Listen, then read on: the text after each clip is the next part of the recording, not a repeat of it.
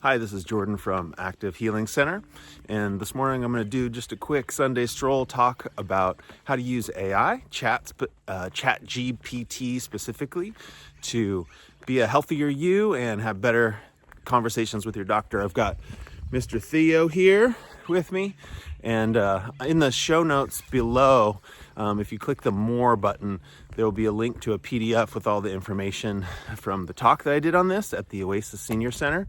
It'll be a little bit more complete, but I just wanted to shoot a quick video just to go over some of the main bullets on how to use ChatGPT to research health issues. So first of all, what is ChatGPT?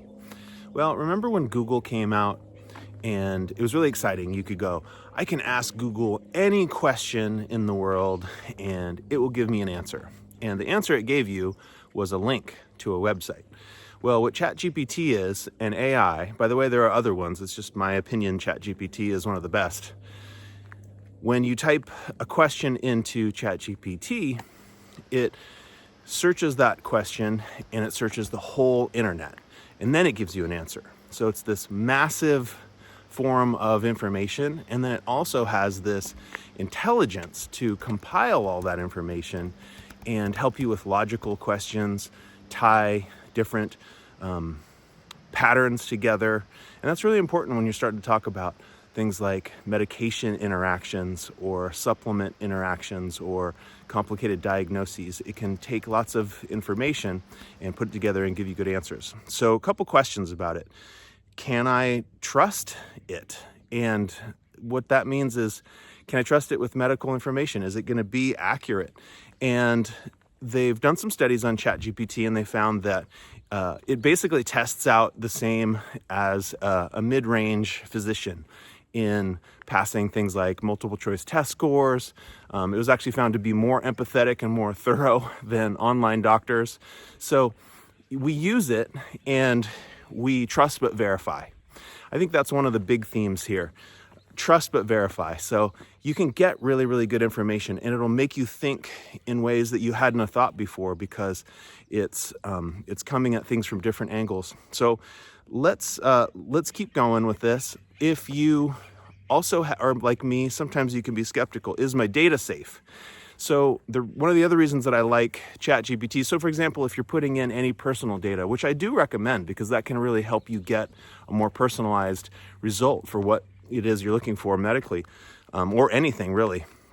But is my data safe? Well, ChatGPT was founded by a company called OpenAI, and what I really like about them is that open really stands for open source. So they're sharing everything. They're not trying to use the data such as some other companies to do advertising. It's half owned by Microsoft, but they don't control it. And Microsoft is mostly involved with hardware and things like that, as opposed to some of the other ones. The one that's run by Google, the name escapes me right now. But Google's just a little bit more dicey with information, just as far as I'm concerned, because they are a advertising company. They're searching all of our data, trying to sell that information to advertisers. So in my opinion, it's safe. In my opinion, they probably got our data anyway. So that's a personal choice as far as how much you want to share.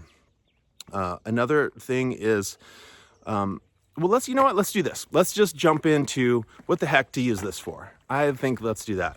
So what kind of questions can you ask ChatGPT and that can help you? So you can ask it general medical questions, things like that I already hinted at.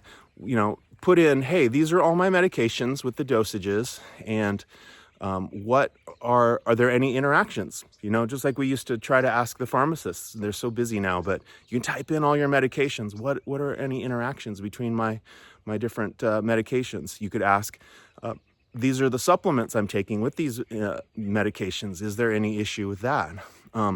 You could ask it, hey, specific to your medical conditions. Hey, this has been, say you're concerned about diabetes. Hey, I tested my fasting blood sugar. These were the numbers on, the last 10 days. It was 102 and 104 and 119 and 101. What does that mean? And does that mean I have pre-diabetes? And then A big thing is to ask follow-up questions. So then you want to say, okay, it says, well, yeah, you're in the pre-diabetes. Okay, well, what are some of the top tips to deal with diabetes? What does the evidence show is the best thing to do with blood sugar numbers like myself? And then it'll go through and it'll say, well, some diet changes. Okay, great. Well, I like this food. I don't like that food. I like this food. Can you make a weekly meal plan for me? And then boom, it's going to pop out all this information. It'll give you foods that are good for the A1C and the glycemic index. And, this is just one specific example, but I'm hoping that you can see you can keep going with those questions and go deeper and deeper and really find a lot more information. You could ask it, what's the difference between wet and dry macular degeneration, for example? And you could tell it, hey, my doctor says I've got wet macular degeneration, but I'm wondering about that. These are my symptoms, this is my age, these are the other things going on with me. What do you think is going on? True story. So my wife has some issues with her health right now, and it's been pretty complicated, and the doctors haven't had a whole lot of answers. And so she's been the best proponent for herself using ChatGPT than I can imagine. So she goes on there and she's like, hey, these are all my symptoms. Doctor's saying it's this, doctor's saying it's that. These are some of my labs. What could this be? And through that, she's actually found a lot of the medications that have helped her on her own. She's actually found supplements that have really made a big change in her metabolism and are having her feel more energy. Frankly, the 10 different specialists that we've come up with, ChatGPT has found the medications. So again, trust but verify. So what she does is she gets that information, she researches it, and then she brings it to her doctor. The cool thing about ChatGPT too, because I can already hear the questions, and these were the questions during the talk that I did. Well, I don't really want to bring up what some computer told me to my doctors. I don't want to step on their toes. The cool thing about ChatGPT is it's amazing for communication too. So at the end of that, you're realizing, oh wow, I need to ask my doctor some questions. Okay, so what you can actually type in there and say at the end of that conversation is, hey, I want to bring this question up to my doctor. What's the most polite way that I can say that? And just write in your concerns. Use complete sentences and say, I don't want to tick them off. I don't want to have them feel like I'm second guessing them. I want to maintain a good relationship with them, but I'm also, concerned about my health, and I want to be a proponent for my own health.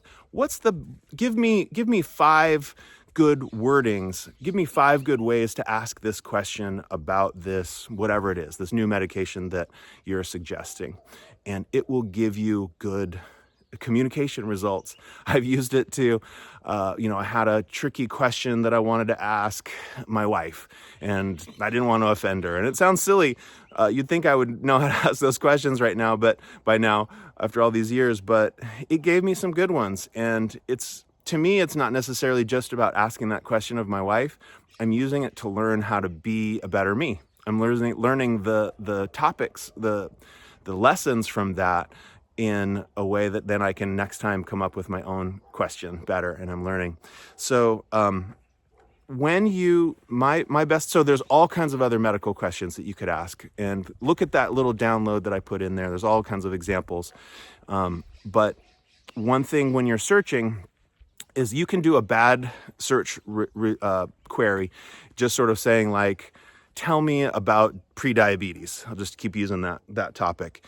That's not going to give you very much. It's going to give you this really broad thing. But if you say something similar to what I said before, where it's like, I'm having some high fasting blood sugar numbers, or there's some prediabetes in my family and I'm concerned about that.